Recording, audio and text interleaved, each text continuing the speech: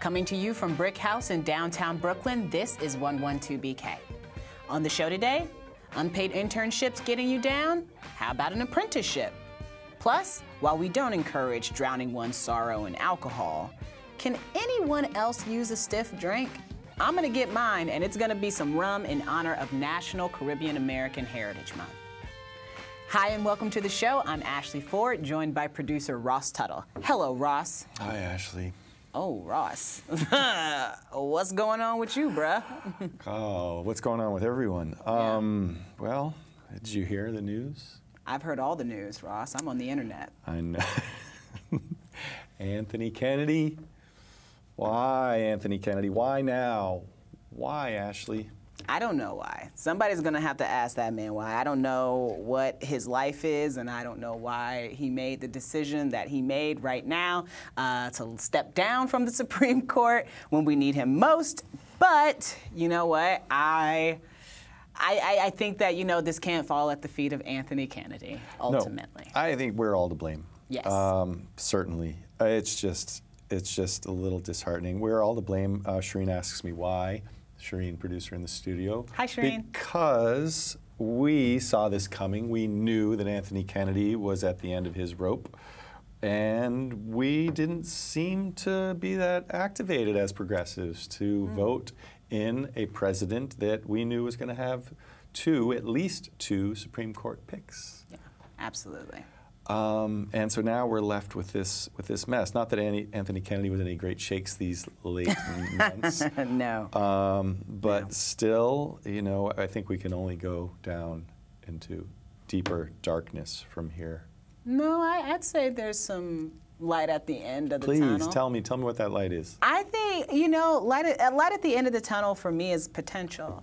And it's looking at the potential for the future. And I think that if we look at where we are now and decide that it's all for naught, then that's what we deserve. But if we fight for what we want and for what we believe in and what we think this country might be, could be, has the potential to be, then it won't all be for nothing, at the very least. I admire your optimism. Hey, well, you know. Black queer woman in America, I do what I can. Yeah, well, what else is there besides optimism? Should we shift gears? Yeah, absolutely. Okay. Shift them, Ross. All right. I was going to talk about, I don't know if we have a whole lot of time to talk about this, but there's a report today, Huffington Post put out an article saying that only a handful of luxury buildings in, I think mostly Manhattan, are responsible for half of the city's CO2 pollution. Which is kind of crazy to me. And of course, this piece was kind of framed around, well, most of those properties are owned by Trump and Kushner. Oh, yeah, of course. Absolutely. You know, and it says something, I think, I don't know, I don't know that I've ever been in those buildings. I can only imagine what goes on, maybe all the fountains they have, all the water that they're pumping through, the long showers that people take, which has nothing to do, I guess, with CO2 necessarily, unless they're heating that hot water all the time. Lights being left on, chandeliers, who knows what is happening. Chandeliers, whew. Yeah, well, they must have lots of chandeliers. Yeah, right? I'm certain they have chandeliers. Chandeliers are such a rich people thing. I absolutely think that this is one of those things, you know what I mean? People, and especially in this country, generally believe that the more money they make, the more resources are theirs. To just consume. to Right. consume. Bigger period. car. Bigger car, bigger pool, bigger, more everything. How much I earned it, I worked hard for it. How much can I take? Right. If I don't take it, somebody else is gonna take it, and I'm not gonna get what I earned. Like, I mean, that's what we pump into people, and that's what you get when you do that. Piece of my carbon pie that I'm going to gobble up. Absolutely. And gobble up some more. Let's shift gears one more time. One more time. I would really do want to talk. I know we talked about this the other day, but your Tess Holiday piece, you got some response on Twitter. I want you to talk to me about that, Ashley. Yeah, well, I mean, it wasn't just on Twitter, it was on Instagram as well. And it was essentially people reaching out, and, you know, even though the article was about the concerned troll, which is the person who comes to your page and sees that you are, you know, a non-thin person being happy and decides it's their job to correct that. And let's just remind everybody, Tess Holiday, she is the a plus-size model and body-positive activist. And I wrote the cover story on her for Self magazine this month, which is what brought these people to my page. I'm a size 18. You know what I mean? And that's not an easy size to dress. It's not an easy size to be perfectly honest, in terms of the way the world reacts to your body. Women who are bigger than me have it worse. People who are bigger than me have it worse. So you said people reached out, but can it be called a reach out when it's more like a punch? I mean, reaching out to say something messed up, it's still a reach out. It's just gross and self-serving and says a lot more about them than what they said about me. Well, you know, that I was glorifying obesity, that I was spreading the idea that women with a certain kind of body should be unsatisfied with that, even even when they're healthy, or like that there's no way that someone could be my size and be healthy. It's just a lot of people, I believe, who punish themselves for the shape and size of their own bodies. And when they see me happy and not punishing myself and my body, or when they see that with Tess, they feel like we're getting away with something that they don't get away with, even if it's self-imposed. And I just quickly had to let those people know that A, I'm not the one, and B, what I do with my body, how I look and how I present myself to the world is none of their business. I'm a very happy person, and I'm okay with that, and I'm allowed to be happy no matter what I look like. Hear, hear. So we got to get on with the show. We do have to get on with the show. We have so much to talk about coming up. We'll talk about the growth of apprenticeship opportunities in the city. I wanted to be an apprentice to a shoemaker once. You wanted to be a shoemaker. I did. That's We need doesn't shoemakers in surprise this me. country. We need shoemakers. There are no more shoemakers in this country. You're right. We need cobblers. You said you wanted to be... I wanted to be a blacksmith. I wanted to be a blacksmith's apprentice because I basically wanted to play with fire. So let's not do that, kids. Coming up, we'll have this conversation. I don't know, like, sorry, what else should I say? That's just it. Gonna have a That's conversation. it. We're going to have a conversation with somebody who's got an event going on. Yeah, about apprenticeship. About apprenticeships and how people can learn more about accessing them. Yeah, so come back. Stay tuned. For a very long time, internships have been the foot in the door for young job seekers. They can be a great opportunity, but they can also lead to exploitation, and once they're over, there's no guarantee of a job. For an even longer time, apprenticeships have been the path to professional success. Think the Sorcerer's Apprentice. Okay, that didn't work out so well, but still. Apprenticeships, for some reason, fell out of favor, but they're making a comeback, and they're working to help prepare people for more lucrative careers. To tell us more about their importance and about an upcoming event that will illuminate some opportunities in NYC, we're joined by Eli Dvorkin, the managing editor of the Center for an Urban Future, which is also organizing the event. Welcome back to 112BK. Thank you so much. It's a pleasure to be back. It is a pleasure to have you. Eli, can you talk to me about the difference between internships and apprenticeships? Because I think people conflate the two a lot. Yeah, absolutely. Well, right off the bat, the biggest difference is that apprenticeships are designed so that you can earn while you learn. You know, that's the idea. You know, internships in many cases are unpaid or, you know, pay very little. So an apprenticeship is an opportunity to actually get paid while you're learning the tools of the trade. In addition, you know, a registered apprenticeship, a high-quality program that's unregistered, these are programs that allow people to gain skills on the job while also learning in the classroom. And you put those things together to be able to actually acquire the skills you need to be able to succeed in that career.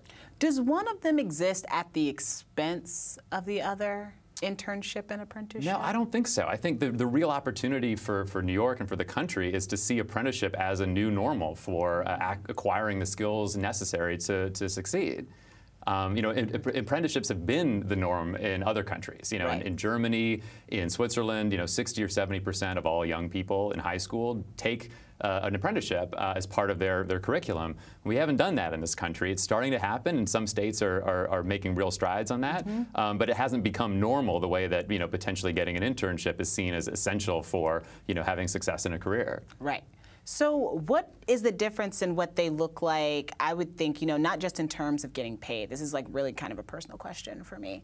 But what do they look like in terms of longevity? Do people who take internships usually end up still in the same industry, or is it more likely to happen when you have an apprenticeship? Because it seems to me like one leads to lifelong work, and the other is sort of like a, let's see if I like this. Yeah, I think there's definitely some truth in that. You know, I'm not knocking internships. Right. I think no matter what, you know, especially for young people, having an opportunity to learn in a work environment is crucial. You know, to understand even just what makes you tick, what you're passionate about, and to gain not only the sort of the skills, the specific job-related skills, but kind of the soft skills that make you someone who can really succeed in the workplace. So both of these programs are essential. You know, we need internships, but we can see apprenticeships as kind of an enhanced version, something that offers more. Certainly, I think you can't underestimate how important the pay component is. Oh, you know? Absolutely. But it also means a level of training that goes a lot beyond what most internships can offer. You know, typically, you know, from 1 year to multiple years, you know, graduated in a way where there's specific skills that you're building along the way, and crucially that end up with some kind of industry recognized credential. So you leave that apprenticeship and you are instantly employable, ideally. In an internship, you're definitely building crucial job skills, you're gaining critical work experience, but it doesn't necessarily lead to a specific occupation, specific job the way that an apprenticeship can. Absolutely. This is something that actually is really interesting to me in terms of the demographics and statistics, right? Because I work in media, and so many media internships are unpaid and also require you being in New York City and living in New York City to be able to do those things. And I often wonder, you know, what would be possible for somebody who was a teen like me who didn't have access to, you know, money or family who lived here or any of those things? Does an apprenticeship help correct that inequality? It's a great question. First of all, absolutely it can. You know, I think there's a couple things to sort of be said about this to kind of establish the sort of the groundwork here. You know, one of those things is that apprenticeships can help employers build much more diverse workforces. You know, there's no question. I mean, the barriers to entry, just starting with a college degree, you know, and the expense and the time that goes into that, you know, let alone the kind of network of connections, of sort of social connections and also professional connections that give, you know, so many New Yorkers with certain sets of privileges a leg up and keep other New Yorkers from having access to those opportunities. Apprenticeships, you know, are at their best are designed to be able to break through some of those barriers. And so there's huge benefits to people that may not have had those opportunities otherwise. But we haven't invested in apprenticeships in a big way here. You know, this has not been the focus, not just in New York, but nationally. It hasn't really been how the United States has invested in the workforce. Frankly, we haven't invested in our workforce development system nearly enough for decades. But this is one of those opportunities where New York actually could really come out ahead. And we haven't gotten there yet. But we could. We absolutely could. There's sort of like, there are at least two ways that you guys are working on this. One of them is the State of Work report, and the other is an event you're having this weekend? So we actually are having an event in July. In July. So 2 weeks from now. The report that we're working on isn't out yet, but I can give you kind of a taste of it. Please do. Yeah, absolutely. I would love that. So, you know, there's a couple things that stood out to us when we started looking at apprenticeships. You know, one was that when it comes to New York State in particular, we haven't necessarily made a lot of progress in recent years. You know, the Obama administration kicked off a big push to make apprenticeships a much bigger part of the national workforce development system. And they've had a lot of success, you know, but where we've seen some states, like let's say South Carolina, quintuple the number of apprenticeships since 2011, New York has maybe added about 2% to their total, you know? So we haven't necessarily gotten there yet. Now, the governor's made some real announcements and put some money behind this recently. That's really exciting to see. New York City has just announced Apprentice NYC, you know, a goal to create 450 apprenticeships over the next 3 years. So these are absolutely steps in the right direction. But we're starting from a place where we haven't made a ton of progress yet. You know, we have less than 17,000 apprenticeships in New York State today. Wow. You know, we're one of the biggest states, obviously, in the country. So, you know, with, you know, a labor force of almost 10 million people, that's not a lot, you know. The other thing that we found was that, crucially, the number of jobs in New York City, the number of apprenticeships in New York City is even less than that. You know, I mean, we have over 4.5 million jobs just here in the city. You know, it's like half of all the jobs in the state. But we found that New York City actually only has about 11% of the registered apprenticeships in the state. Why is that? It's a great question. I think we're not totally sure yet. I think part of it is that we haven't seen an expansion of apprenticeships outside of the building. building trades, you know. And this is not a knock on the building trades apprenticeships. These are some of the most powerful tools of economic mobility in the state. You know, being able to get a job in, you know, as an electrician, as a plumber, you know, and these sorts of occupations. This has long been a major springboard opportunity, and we should be doing more of that too. But I think the difference is that New York City is where we've seen all of this growth outside of the building trades and in other parts of the economy where apprenticeships could be part of the solution, but that's what we haven't seen yet. Now, we were only able to identify just a handful of apprenticeship programs outside of the building trades, you know, serving maybe a few dozen apprentices a year in New York City today. Wow, a few dozen? A few dozen. In New York City? With 4.5 million jobs. So, which makes me then wonder, why do companies not really understand how to integrate an apprenticeship versus an internship? Like, it seems to me like you would be creating your own workforce and people who were trained to work in the exact way that you need them to work. Seems pretty cost effective, or is that? I mean, absolutely. Yeah. You know, I mean, the studies that are out there bear that out completely. You know, the return on investment for apprenticeships is good. It's really good. I mean, looking at, you know, $1.32 or $1.37 per dollar spent on apprenticeships. That was one study from a few years ago. Just looking at the return on investment for companies. But it goes beyond that. Of course, it's a chance for companies to actually diversify their workforces in a major way. You know, I would argue that if companies want to be successful in the years ahead, they're going to have to make diversity a core part of their business.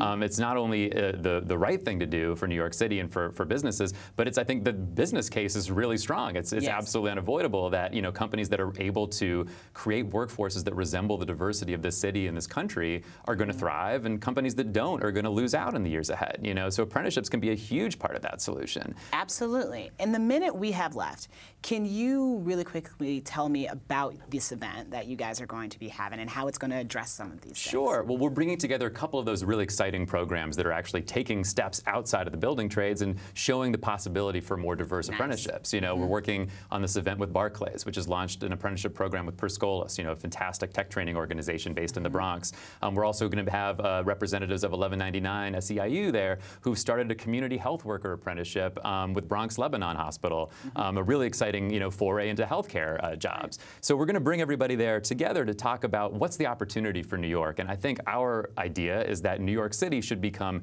the leading hub of apprenticeship in the nation. But what will it take for us to get there?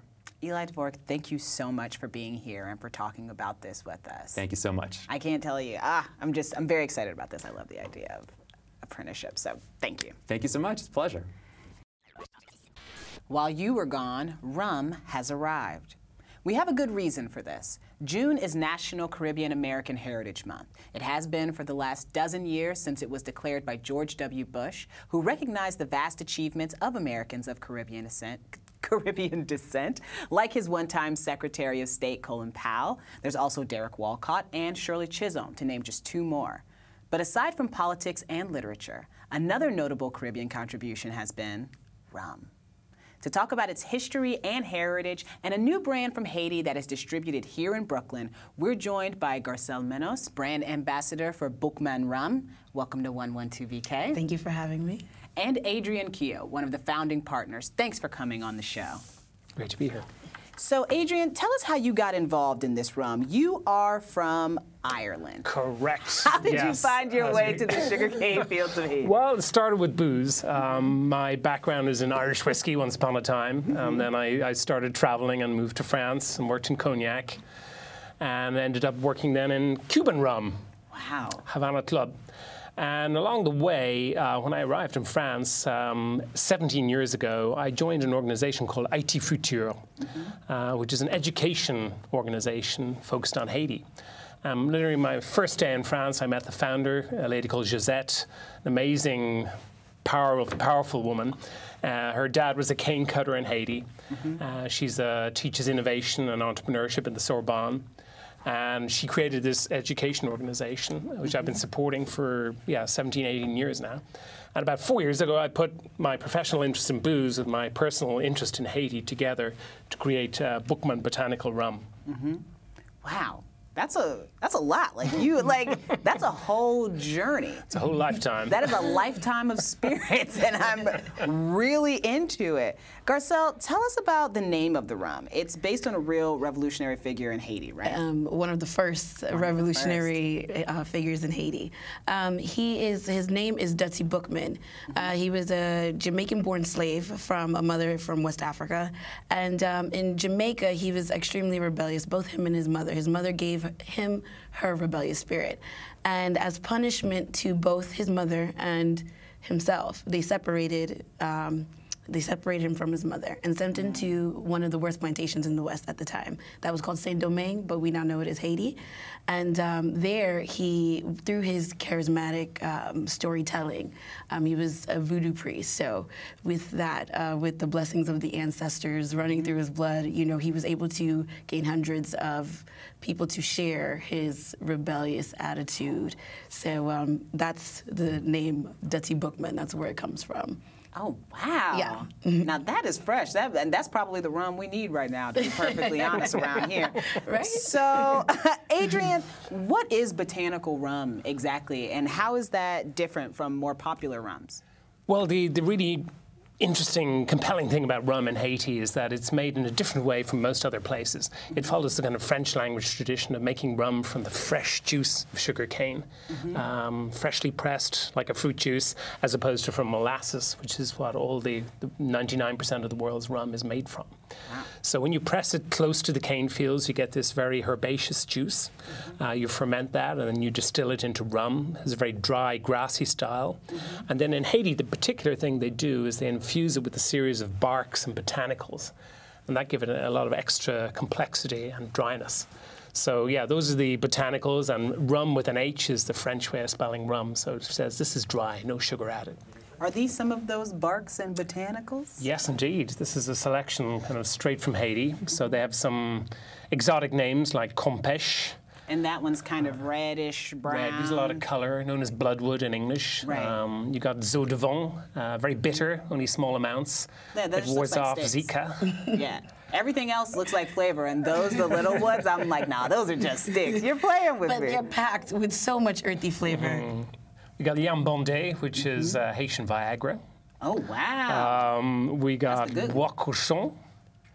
And we got bitter orange peel, which is a really amazing Haitian ingredient. All the flavor in Grand Marnier orange liqueur comes from the oranges from Haiti.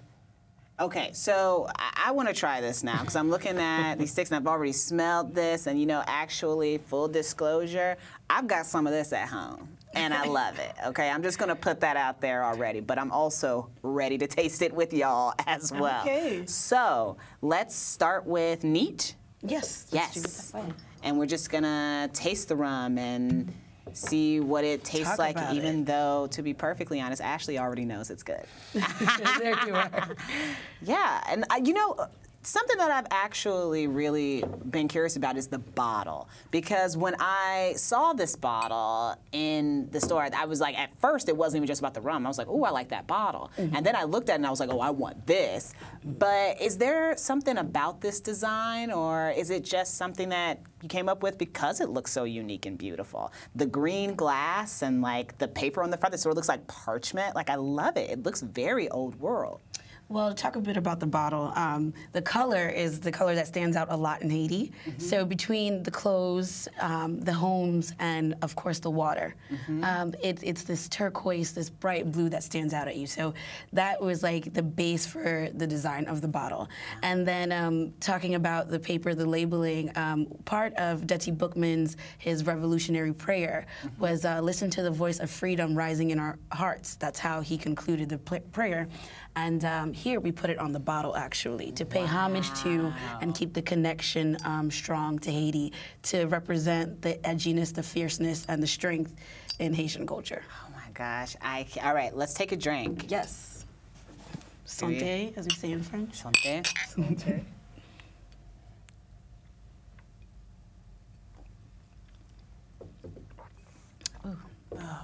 Just Okay, can I say why I like this really quickly? Talk to us. Because I really want to. Okay, I am really, really sensitive to alcohol. I don't like a lot of alcohols. I can't drink a lot of things neat because I feel like they overpower me.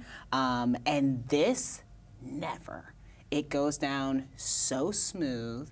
It tastes so good. And my fiance, who actually really is more of a person who would sit down and drink, some rum neat or whatever, he loves it as well. And we have completely different palates, and we agree on this rum. Like, what is that? Like, why does it go? It goes over my tongue, and then it comes back out through my nose. Like, I just feel this warmth. Like, what is that? I guess it's just alcohol. Ooh, there's the Haitian terroir there. Yeah. It's coming through. It's the land of Haiti. Yes. And the hands of the people who make it that make the difference. Okay, that's an explanation, but I'm not gonna. Gracelle, can we talk a little bit about you, because you really represent the next generation of Haitian Americans. Tell us a little about how you came to be involved with Bookman. Well, I always loved booze growing up. And growing up, first generation Haitian, even as a child, they'll give you just a little sip to try some moonshine or clarin, as it's called in Creole, or some cremas. So I always loved booze from an early age. I don't know if I should be saying that. No, say that. And then as I grew up, I was bartending. I've been bartending for the past 6 years now.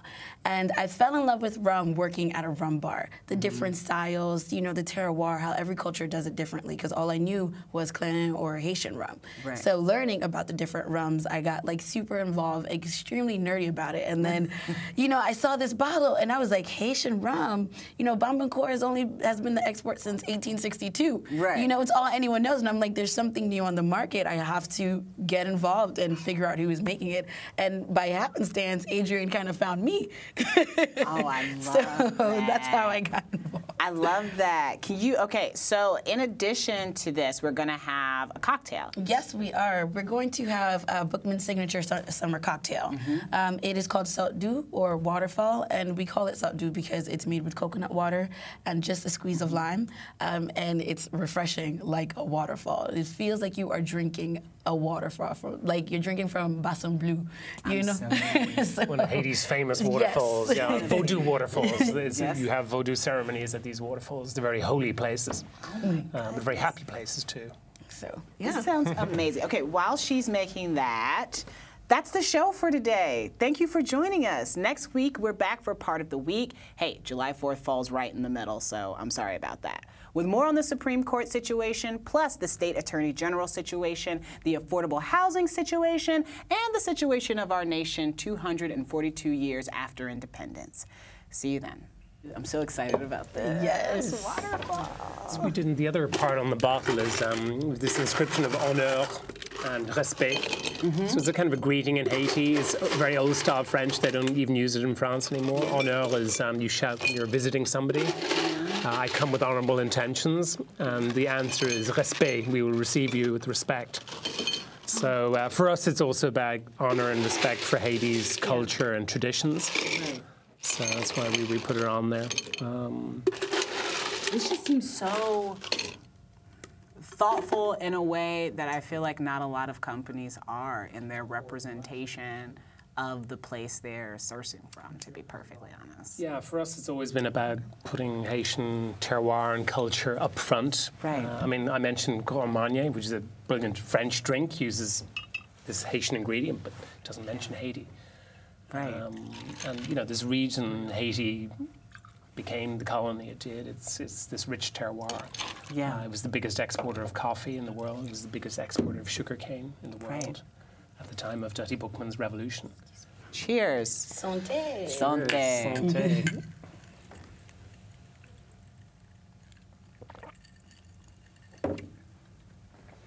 Oh my God. It really does taste like a waterfall.